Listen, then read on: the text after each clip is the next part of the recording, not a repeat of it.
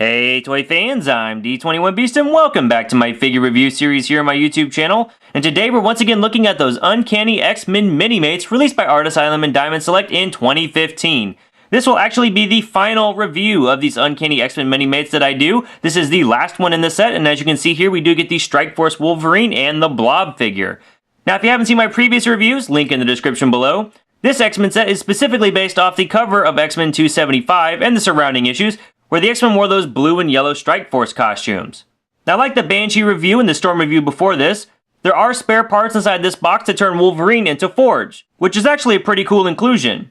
Now, if you're not familiar with the Strike Force costumes, as I said, they were introduced in Uncanny X-Men number 275, and they were based off the original costumes the X-Men wore way back in X-Men number 1 in the 1960s.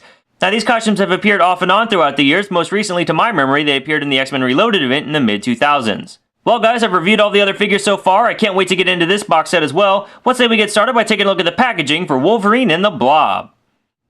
As you come down the front of this box, you do have the Uncanny X-Men logo in the upper left and the Minimates logo off to the right. You do have a call out announcing that there are parts for Forge in this package. You then have a window box packaging that does house this Wolverine figure and this Blob figure inside. On the left hand side you got an image of Wolverine, and on the right hand side you got an image of the Blob, and you have the Marvel logo there towards the center. And as we flip this package around, you've got the Diamond Select and the Art Asylum logo there at the top. You've got the logo for Marvel and Minimates as you come down the box. Then in the middle of the packaging, you've got a complete lineup of all the figures available in this wave. On the bottom left, you've got the bio for Strike Force Wolverine. Go ahead and pause now to read that. And on the lower right, you've got the bio for the Blob. Go ahead and pause now to read that. Alright, well that's the packaging. Let's say we get Wolverine and the Blob out of the box and see what these guys are all about. Alright, toy fans, so here we have Strike Force Wolverine and Blob out of the packaging, and immediately I need to point out, what the heck is going on here, Diamond? This Blob figure actually has two left legs. I don't know if you can tell here, but he's got the same boot, duplicated here on each leg, and this leg actually bends forward way farther than it's supposed to because it is a second left leg. Now, Blob does have some interchangeable pieces. You can pull off both of these left boots and put on these fleshy feet, because you do have the ability to give Blob's first appearance.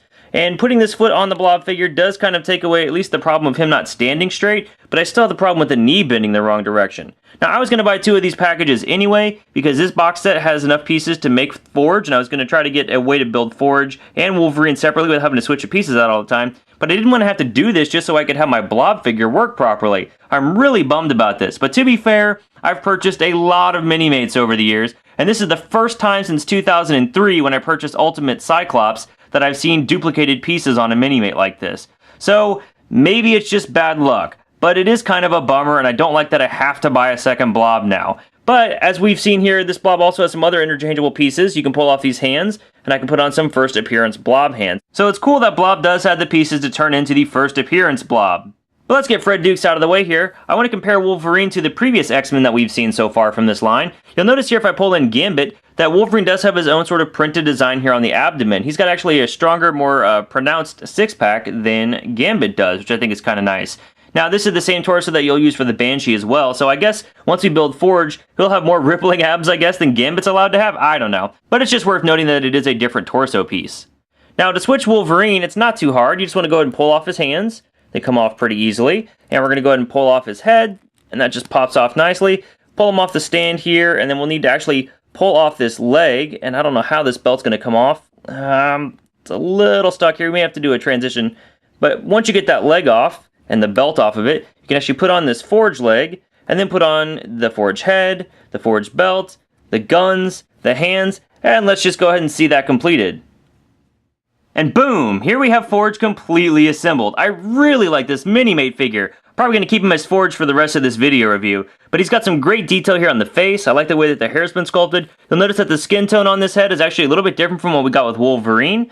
And I even forgot to mention here that I think that the line work and the face work on this Wolverine Minimate head is actually really, really nice. And he's got sculpted hair. We've seen this hairpiece before, but it is sculpted really nicely. But back to this Forge, when switching them out, you'll want to make sure that as you move these belt pieces over, that you make sure the buckles are still on the outside of the leg. But he's got this nice little harness around his shoulders. It doesn't hold as tight as I'd like it to. And then he's got this gun, which I'm pretty sure is reused from a Cable Minimate, but I think it looks really nice with the Forge character. I do notice, however, though, that there appears to be a peg on the gun here, and there's no sort of hole in the harness to hold the gun. I wish I would have done that a little bit differently, but really this Forge Minimate's just phenomenal. Now this Blob Minimate, manufacturing issues aside, he does have some nice paintwork here on the belly and some shadowing work. He's got some nice face detail, and I really like the way that his hair is sculpted as well. Well guys, you've already seen all the accessories for these figures. Let's go ahead and take a look at the articulation. It is pretty standard for Minimates like we've seen before. Let's get this gun out of the way. We're going to pull Forge off of his stand as well. His head is on a ball joint, so it'll move left and right and rotate all the way around. He's got a ball jointed shoulder, so his arm can rotate all the way around. It bends out from the body that far, has a single jointed elbow, for rotation here at the wrist, and then it does do the same thing on the other side. He's got a full waist swivel. He's got a ball jointed hip, so his leg can move forward that far, move back very far. Single jointed knees, rotation here at the ankle, and because it's a ball jointed hip, it does bend out from the body just a little bit. And that articulation would mostly be copied over here with the Blob figure if we didn't have the manufacturing issues, but he's going to be just a little bit hindered on the leg movement because the belly does hang over the front of the hip joint a little bit. So it doesn't bend as far forward as you'd like it to or as far back as you'd like it to, but otherwise all the same movement is actually there. Height-wise, we can see that Minimate Forge and Blob do stand just about 2.5 inches tall, maybe Blob's a little bit taller. For some size comparison, here we have Forge and Blob compared to the Mega Bloks Spider-Man minifigure. Here they are compared to the Creo Transformers Cheetor, and compared to a standard Lego minifigure. Here they are compared to the average-heighted Wolverine Minimate figure from the Marvel vs. Capcom 3 Minimate figure line. Here they are compared to one of the original Minimate figure lines. We've got Captain Kirk from the 2002 Star Trek series. And just for fun, here's a bunch of Minimate Wolverines. Eesh, Howlett the Moon much?